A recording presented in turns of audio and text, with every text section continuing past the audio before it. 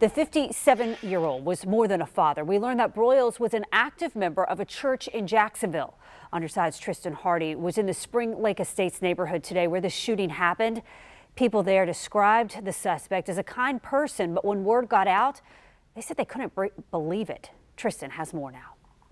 I just couldn't believe it. I couldn't believe it. For 20 years, Carl Milton called the Spring Lake Estates home. Occasionally, he'd interact with the Broyles family. Very nice, very nice. Lately, Milton's been having a hard time coming to terms with what happened and who was involved in the murders. It's just hard to comprehend that something like that would happen to anybody, anywhere, but in this neighborhood, this is a very quiet neighborhood. Nobody bothers nobody.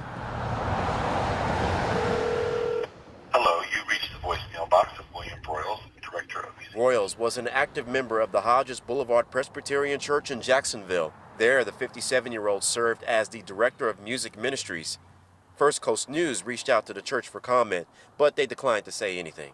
People in the neighborhood say Broyles was usually seen walking his dogs, but they didn't see much of his other family members.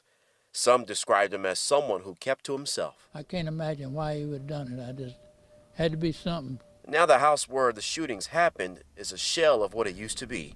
For a neighborhood that's described as quiet, I hope I never have to experience nothing like that. it's left people who live in the area shaken. Gosh, neighbors there telling Tristan it is just a heartbreaking situation. Broyles is scheduled to be back in court in a few weeks. And the shooting death of